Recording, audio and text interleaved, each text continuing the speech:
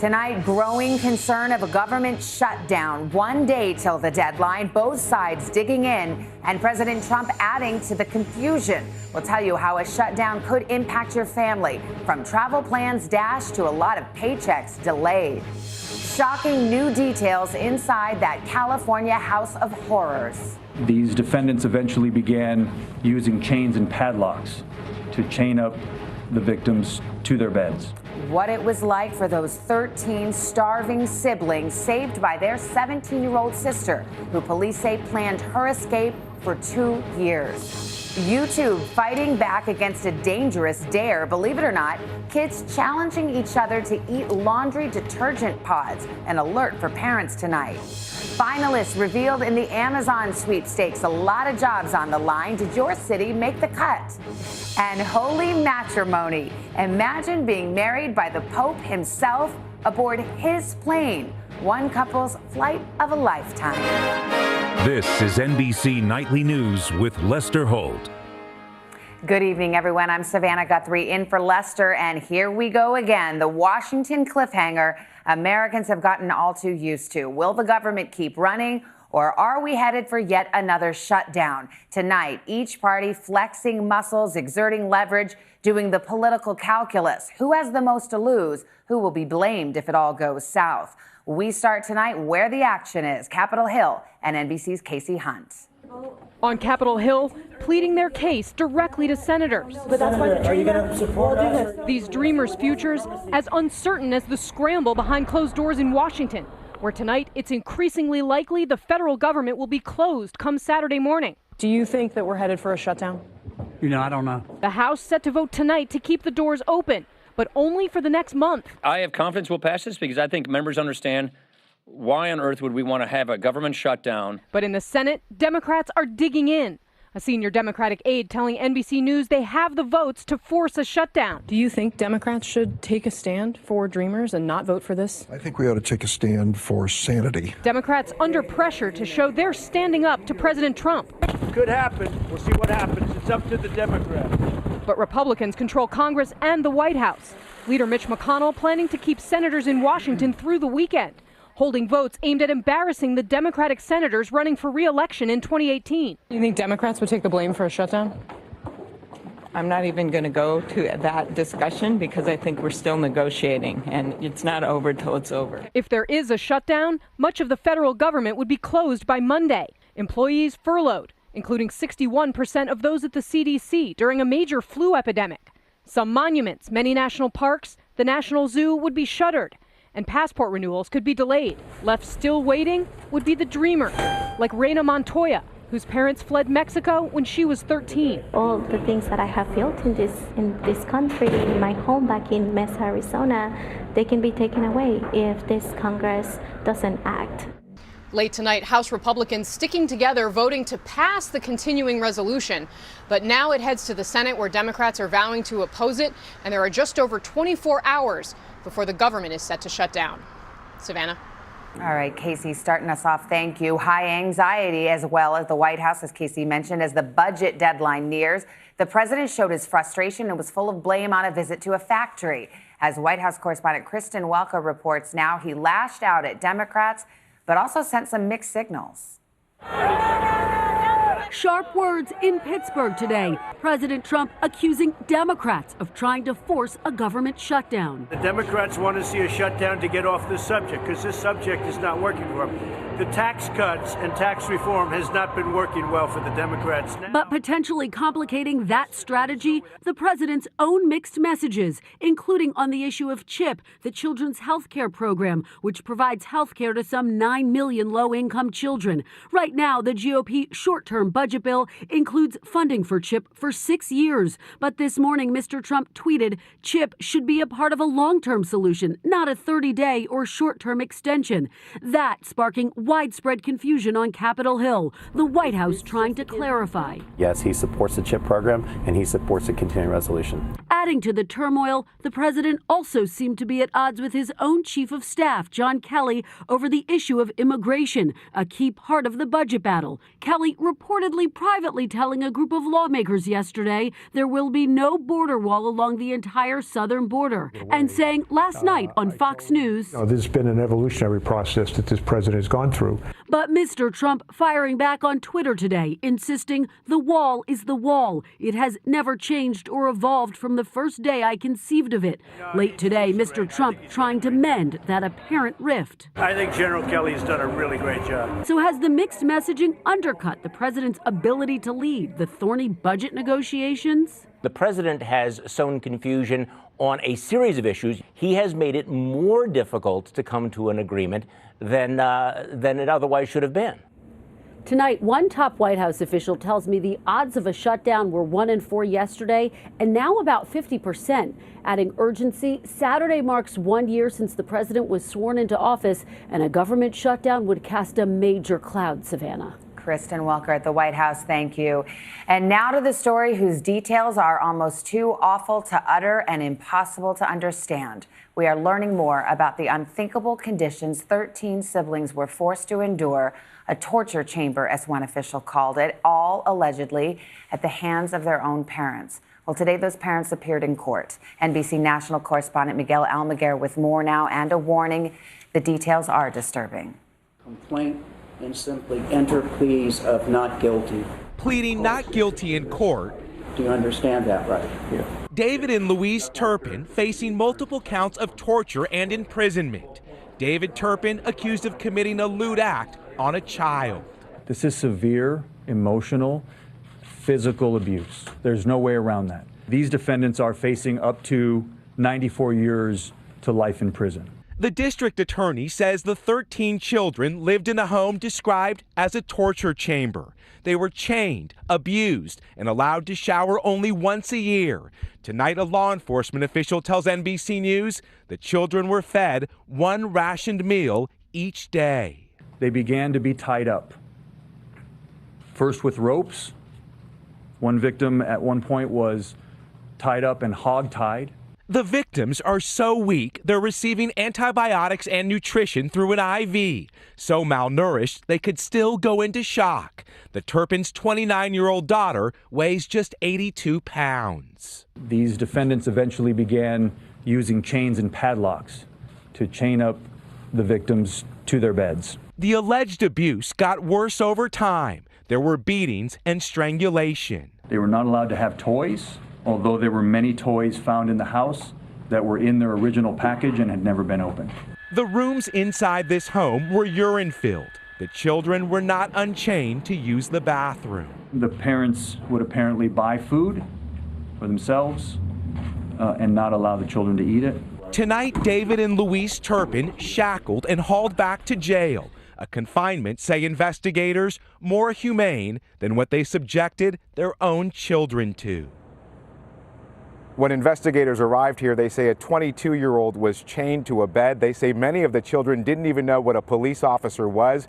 Hundreds of journals kept by the children have also been recovered. And tonight, Savannah, the district attorney says the suspects, the parents in this case, used to eat cake and pie in front of their starving children as they were forced to sit there and watch. Savannah. Miguel Almaguer, thank you for your report. We move now to the deadly flu epidemic as that virus continues to spread. Doctors say this season could be much longer than they thought, even another 13 weeks as more lives are lost. And scientists are searching desperately tonight for a better vaccine. Here's NBC's Kristen Dahlgren.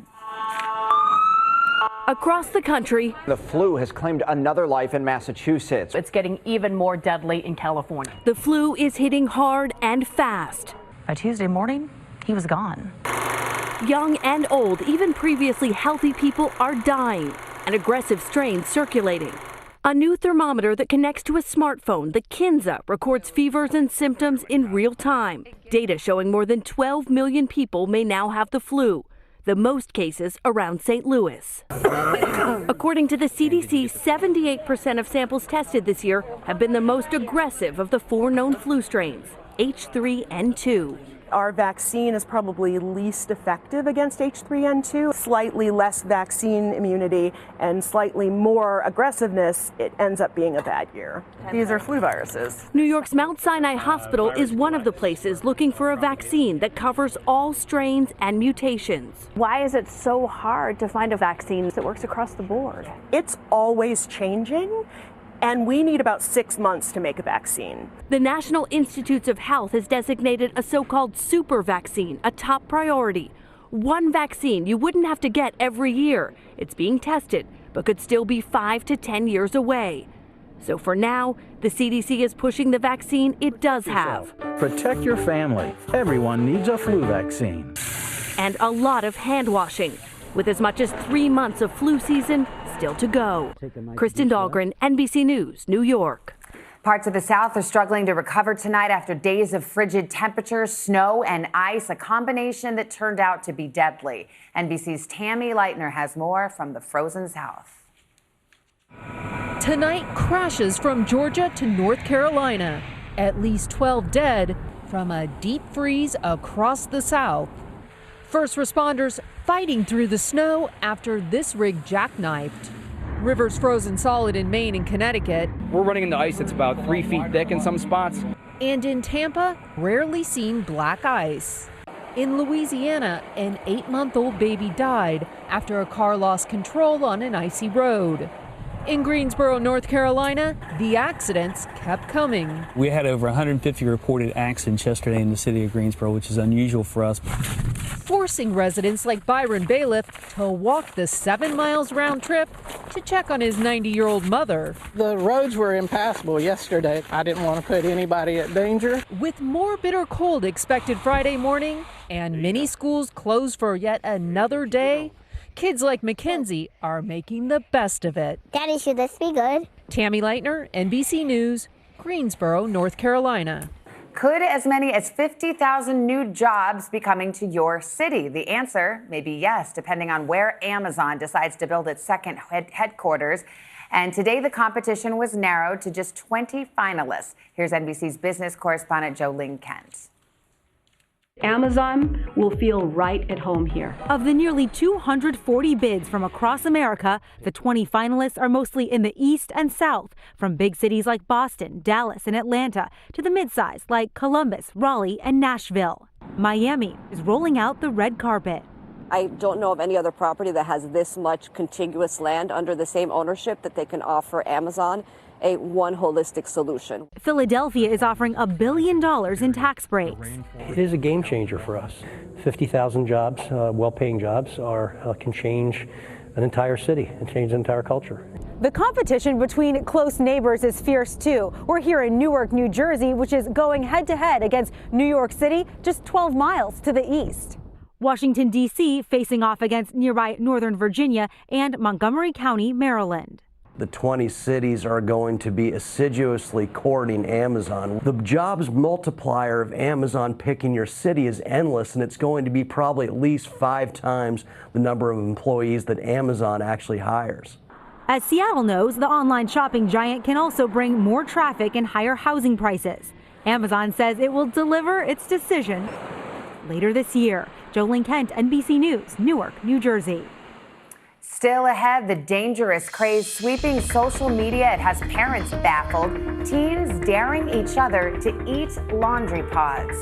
Also, is there a new baby boom happening across the country? Stay with us. We are back with a bizarre and dangerous trend that has parents and health authorities alarmed. Teenagers daring one another to bite into laundry detergent pods. In response, tonight YouTube says it will take down videos that show kids doing it. We get more now from NBC's Blake McCoy. Bite. It's the latest head-scratching social media craze, and 16-year-old Chris Oseguera has done it. Yeah, I could taste the chemical. This is not a good thing to taste. Teens intentionally ingesting highly toxic Tide laundry pods and posting the videos to YouTube, challenging others to do the same. Now YouTube says it will remove the videos because they encourage dangerous activities. No, no, no, no, no, no, no. It comes days after football star Rob Gronkowski teamed up with Tide, urging kids to stop. What the heck is going on, people? Consumer groups are also sounding the alarm. It really has gone too far.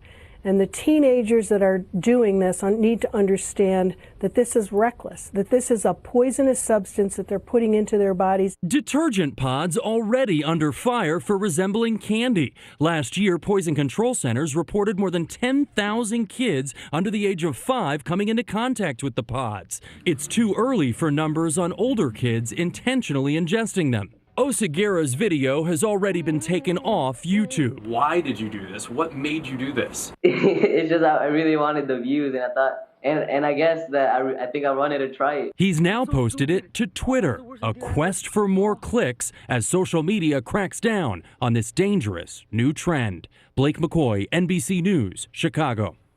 We're back in a moment with a dramatic rescue in the ocean, the innovative way 2 boys were saved in dangerous surf. Some fascinating new numbers out tonight on women and fertility. A Pew study found that American women are waiting longer to have children. The median age at which women become mothers is now 26 compared to 23 back in 1994. They may be waiting longer, but women are now more likely to have children than they were a decade ago. 86% have children, compared with 80% 10 years ago. Caught on police dash cam, a terrifying highway close call. Watch this. A car spinning out of control, slamming into a tow truck, and then going airborne. The tow truck driver barely escaped with his life, but amazingly, nobody was injured. Michigan State Police released this video to remind everyone to slow down in these snowy and icy conditions. And a remarkable scene in Australia today. 2 teenage boys became caught in dangerous high surf, but instead of lifeguards trying to save them, a drone was deployed and it dropped an inflatable rescue raft. The boys quickly grabbed onto it as the waves crashed over them. This was described as the world's first water rescue by drone, and it took about 2 minutes from the drone's launch. When we come back tonight, the unusual scene on the Pope's plane today. Matrimony about as holy as it gets. And finally tonight, the mid-air marriage that has hearts soaring all over the world. A wedding personally performed on a plane by Pope Francis himself. Here's NBC's Keir Simmons. The happy couple still flying high tonight after a dazzling display of holy matrimony. That's Pope Francis at 36,000 feet in a papal first, marrying 2 Chilean flight attendants in an impromptu ceremony. Something totally extraordinary happened today. It began when Pope Francis was taking photos with airline staff, and Paola Podest and Carlo Ciaffardi told him they're a couple. They married in a civil service 8 years ago, but couldn't have a ceremony after the 2010 Chilean earthquake destroyed their church. The groom says the Pope jumped in, asking, "Do you want me to marry you?" An improvised marriage certificate was handwritten by a bishop on board and signed by the Pope. The couple's witness, their airline chairman. The in-flight wedding part of a dramatic day for the pontiff. Driving to an event this afternoon, the Pope-mobile appeared to startle a police horse, tossing its officer to the ground. Pope Francis stunned the crowd, stopping his motorcade and staying with her until an ambulance arrived. Tonight, she's recovering. And that lucky couple, they're off to their second honeymoon after a wedding story made just shy of heaven. Keir Simmons, NBC News. And that is nightly news for this Thursday night. I'm Savannah Guthrie in for Lester. I'll see you bright and early tomorrow morning on Today. For all of us at NBC News, thanks for watching and good night.